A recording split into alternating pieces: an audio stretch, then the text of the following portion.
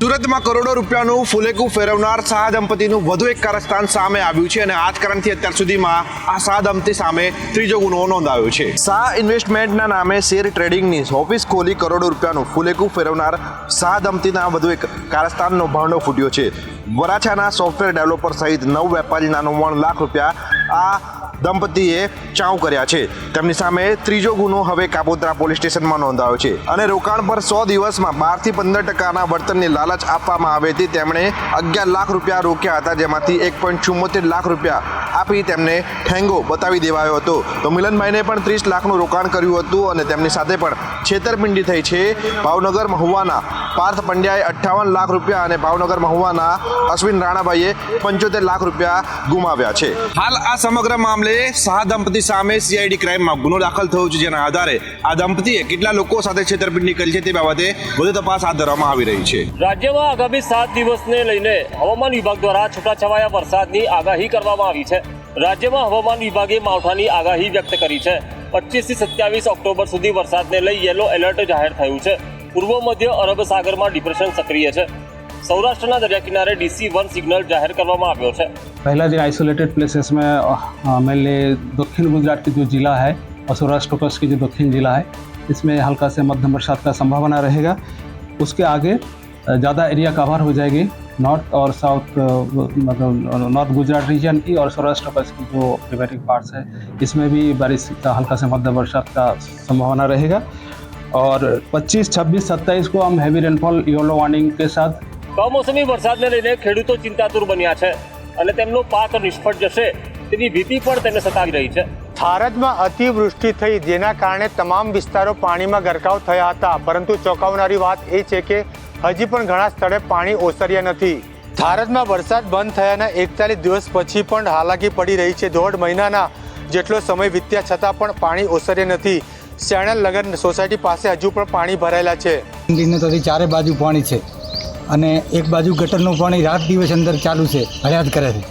કંઈ તમે જોઈ શકો છો આ પાછળ પાણી કેટલું પડ્યું છે। હજી આ બાજુના રસ્તા જ બંધ છે, કોઈ દર્શન કરવા માટે કોઈ આવી શકતું જ નથી। અને જે મેઇન ગેટ છે શેણલ માતાનો, અહીંયા પણ આજુબાજુ પાણી પડેલ છે।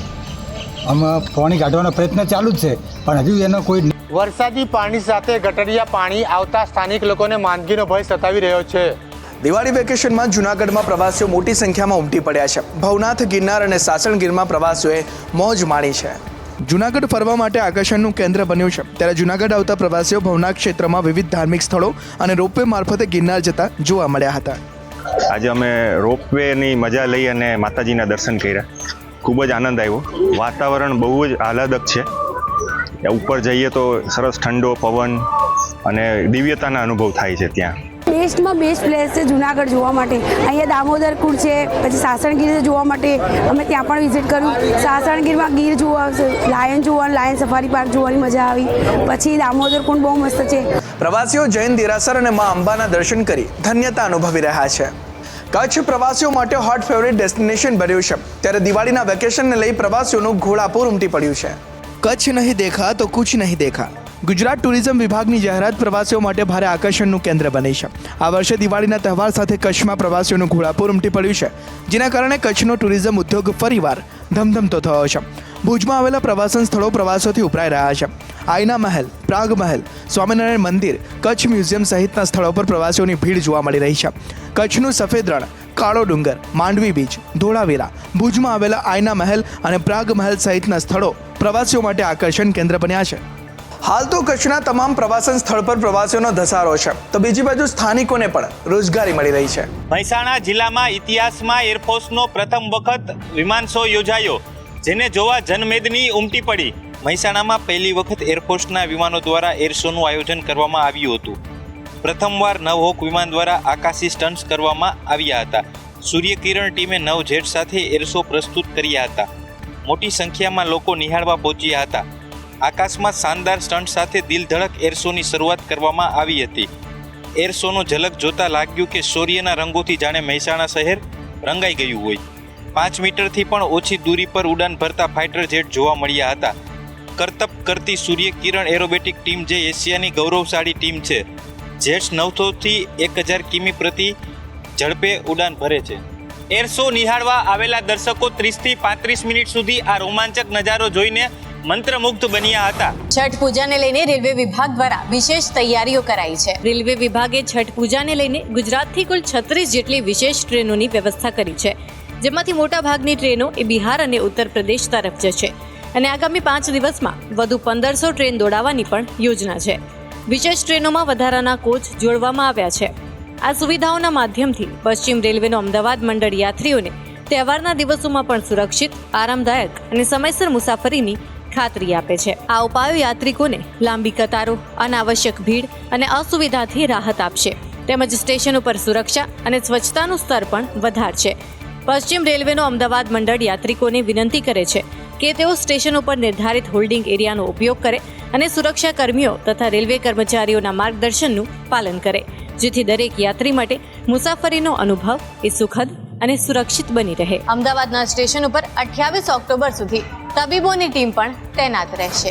વડોદરામાં ડ્રિંક એન્ડ ડ્રાઈવના કેસોમાં વધારો થતા પોલીસને પણ ચિંતા ફેટી છે, ત્યારે રાત્રિ દરમિયાન પોલીસ દ્વારા ચેકિંગ હાથ ધરાયું હતું. ગાંધીના ગુજરાતમાં દારૂબંધી છતાં દારૂ પી લોકો બેફામ વાહન ચલાવી અન્ય નિર્દોષ લોકોની જિંદગી સાથે રમત રમે છે. ત્યારે દિવાળીના તહેવાર દરમિયાન ડ્રિંક એન્ડ ડ્રાઈવના 2 અકસ્માતના બનાવોમાં 4 વર્ષના એક માસૂમનો ભોગ લેવાયો હતો, જ્યારે અન્ય 4 લોકો ઘાયલ થયા છે. ત્યારે મોડે મોડે પોલીસ જાગી અને રસ્તાઓ ઉપર ઉતરી ટ્રાફિક નિયમોનું ઉલ્લંઘન અને ડ્રિંક એન્ડ ડ્રાઈવના બનાવ રોકવા બ્રેથ એનાલાઇઝર મશીન દ્વારા ચેકિંગ કરી તાત્કાલિક કાર્યવાહી કરવામાં આવી હતી.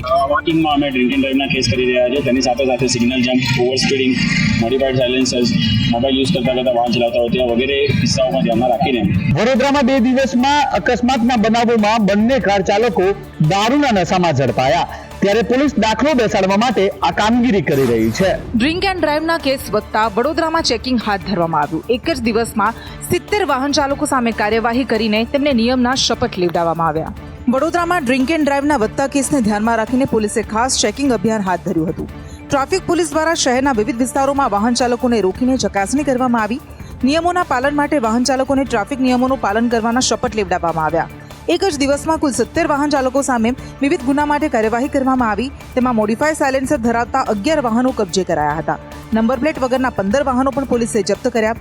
દારૂ સાથે વાહન હંકારી રહેલા 8 લોકો સામે ડ્રિંક એન્ડ ડ્રાઈવના કેસ નોંધાયા. ઉપરાંત હથિયાર સાથે એક વાહન ચાલકની ધરપકડ પણ કરવામાં આવી હતી. પોલીસે જણાવ્યું કે ચેકિંગનો હેતુ શહેરમાં કાયદો અને વ્યવસ્થા જાળવી રાખવાનો છે. પોલીસે ચેતવણી આપી છે કે જે નિયમોનો ઉલાળ્યો કરશે તેમની સામે કડક કાર્યવાહી ચાલુ રહેશે. સુરતમાં પોલીસ સામે લાગેલા આક્ષેપો પાયા વિહોણા હોવાનું સામે આવ્યું છે. સ્પામાં કામ કરતી એક યુવતીએ પોલીસ અધિકારીઓ સામે રૂપિયા માંગવા અને શારીરિક અડપલાનો ગંભીર આક્ષેપ કર્યો હતો. યુવતીએ આ અંગે ડુમ્મસ પોલીસ મથકે અરજી પણ કરી હતી. જે બાદ મામલાની ગંભીરતા જોતા ઉચ્ચ અધિકારીઓએ તપાસ હાથ ધરી હતી. તપાસ દરમિયાન જાણવા મળ્યું કે યુવતીએ પોલીસને બદનામ કરવા માટેનું ષડયંત્ર રચ્યું હતું. આ સમગ્ર પ્રકરણ પાછળ અન્ય વ્યક્તિઓનો પણ હાથ હોવાનું સામે આવ્યું છે. પોલીસની પ્રતિષ્ઠાને નુકસાન પહોંચાડવાના ઈરાદે ખોટા આક્ષેપ કરવામાં આવ્યા હતા. આખરે પોલીસની તપાસમાં સત્ય બહાર આવ્યું છે. પોલીસે યુવતી સહિત 2 લોકો સામે ગુનો દાખલ કર્યો છે. સુરત પોલીસે સ્પષ્ટ કર્યું છે કે ખોટા આક્ષેપો કરનારા સામે કડક કાર્યવાહી કરવામાં આવશે. રાજકોટના જેતપુરમાં દિવાળીના તહેવાર નિમિત્તે 6 દિવસના દીપાવલી ફન ફેરનું આયોજન કરાયું છે, ત્યારે મોટી સંખ્યામાં લોકો મેળાની મજા માણવા ઉમટી પડ્યા છે. ઔદ્યોગિક શહેર જેતપુરમાં જન્માષ્ટમી બાદ દિવાળીના તહેવાર નિમિત્તે પણ 6 દિવસના દીપાવલી ફન ફેરનું આયોજન થાય છે. સમગ્ર સૌરાષ્ટ્રમાં જેતપુર જ એક એવું શહેર છે કે જ્યાં દિવાળીએ પણ લોકમેળો યોજાય છે. જેતપુર શહેરના જીમખાના મેદાનમાં નૂતન વર્ષના દિવસથી છઠ સુધી 6 દિવસ સુધી મેળો જામે છે, જેમાં દરરોજ રાત્રે રંગારંગ કાર્યક્રમ રાખવામાં આવે છે. જ્યારે મેળામાં વિવિધ રાઇડ્સ તો ખરા જ, દિવાળીની રજા નિમિત્તે મોટાભાગના લોકો બહારગામ ફરવા નીકળી જતા હોય છે, પરંતુ જેતપુર શહેરમાં દીપાવલી ફન ફેરને કારણે લોકો બહારગામ ગયા વગર શહેરમાં જ આનંદ માણી શકે છે. લોકો પણ દિવાળીની રજાનો પૂરેપૂરો લાભ ઉઠાવે છે અને મેળામાં દરરોજ રાત્રે હૈયે હૈયું દળાય તેટલી ભીડ થાય છે. દિવાળીના તહેવારમાં જેઓ ફરવા બહારગામ નથી જઈ શકતા તેઓ મેળામાં જઈને રજાની મજા માણે છે.